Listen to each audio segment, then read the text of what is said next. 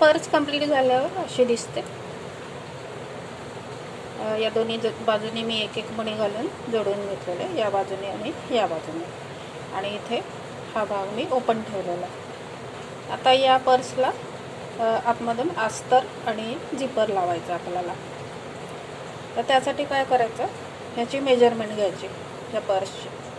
तर आता इथून आहे 5 इंच आणि या साईडने आहे मेजरमेंट 4 इंच. तर आपल्याला हे कुठलंही कॉटनचं कापड घ्यायचं आहे. माझ्याकडे हे जांभळ्या कलरचं होतं ते मी घेतलेलं आहे.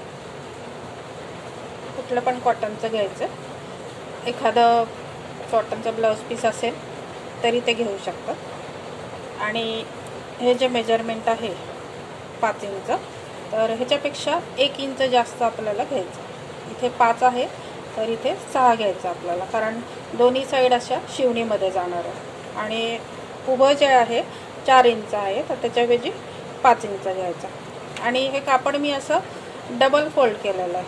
ह्याच्यामध्ये मी स्पंज लावणार आहे, त्यामुळे मी असं डबल फोल्ड केलेलं आहे. म्हणजे खालचा हा फोल्ड आलेला आहे इकडे, म्हणजे हे सेपरेट नाही आहे आणि वरचं जे आहे हे सेपरेट आलेलं आहे. तर मी अशी जी मेजरमेंट आहे या पर्सची जी आहे आपली 4 आहे, म्हणून मग मी असं 8 घेणार आहे. 4 आणि 4 8 आणि थोडासा अजून जास्त म्हणून 9 इंच घेणार आहे.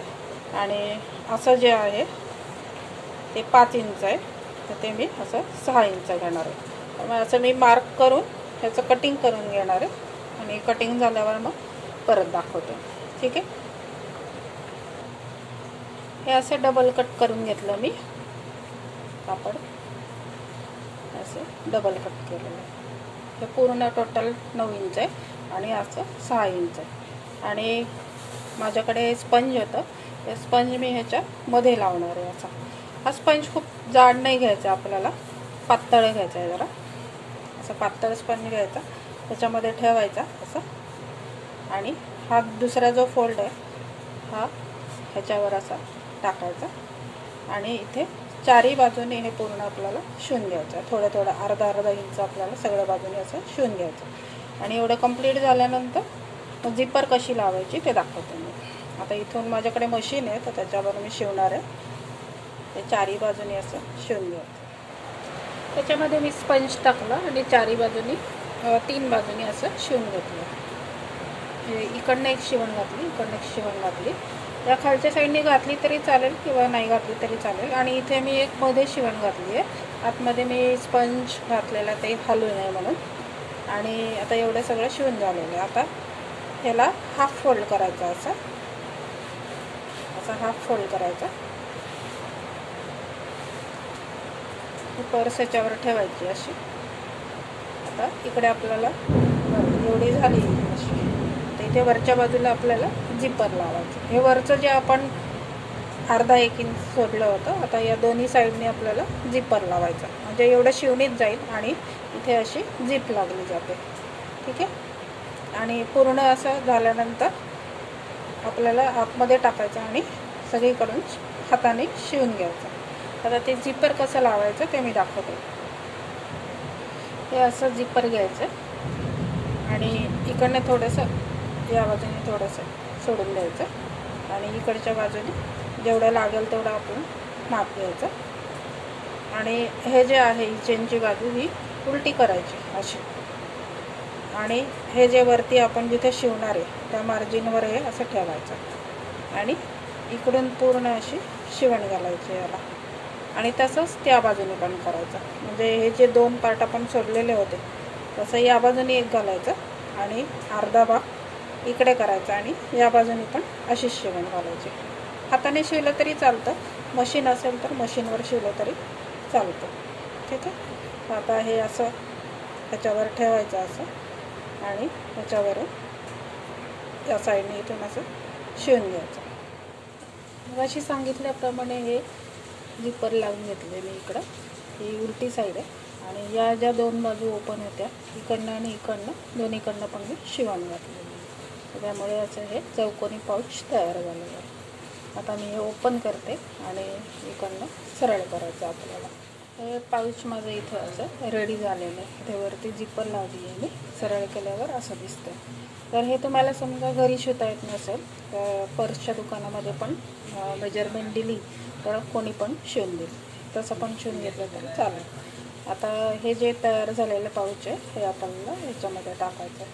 हे आपलं पर्समध्ये असं टाकून घ्यायचं व्यवस्थित सगळ्या बाजूने. आणि असं टाकून झालं की हे जी वरची बाजू असते इथे सुई दोरा घ्यायचा आपला आणि सुई दोऱ्याने अशी शिवण घालायची हाताने. एका मण्यातून हे जे वरती मणी आलेले आहेत ह्याच्यातून अशी सुई काढायची, या मण्यातून घालायची किंवा मण्यातून न घालता नुसतं शिवलं तरी चालतं. म्हणजे मग हे ह्याच्यामध्ये फिट बसतं. सगळ्या बाजूने असं गोल फिरवून शिवून घ्यायचं असं पूर्ण. मी इथून या साईडने पूर्ण शिवून घेतलं आहे. शिवून झाल्यावर अशी दिसते पर्स. त्याच्यामध्ये काही पण ठेवू शकतो आपण, छोट्या वस्तू किंवा पार्टीला वगैरे कुठे घेऊन जायचं असेल तर तसं पण घेऊन जाऊ शकतो. हे मेकअपचं सामान ठेवू शकतो आपण. थोडंसं लिपस्टिक हे ठेवू शकतो त्याच्यामध्ये.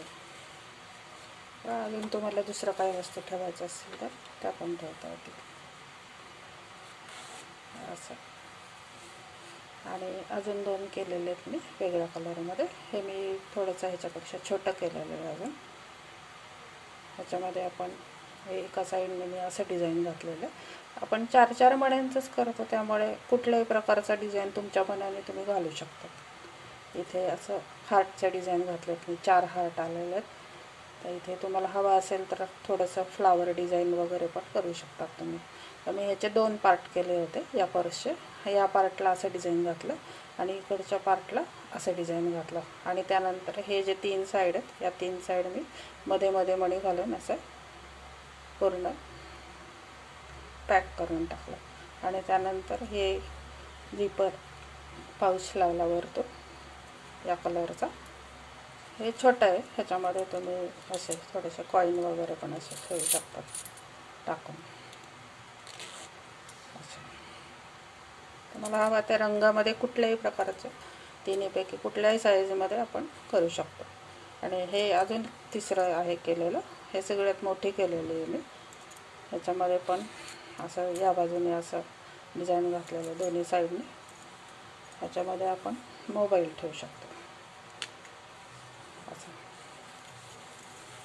मोबाईल, लिपस्टिक म्हणा काही पण ठेवू शकतो असं थोडंसं. अजून मल्टी कलरमध्ये केलं तर वेगळ्या वेगळ्या आपला साडीवर ड्रेसवर मॅचिंग होऊन जाते. वेगळ्या वेगळ्या मण्यांमध्ये केलं तर दिसायला पण छान दिसतं. समजा कोणाला गिफ्ट वगैरे द्यायचं असेल तसं पण देऊ शकतात तुम्ही. ठीक आहे. असे 3 टाईपमध्ये मी केलेलं वेगळ्या वेगळ्या कलरमध्ये. माझा व्हिडिओ कसा वाटला नक्की कमेंट करून कळवा.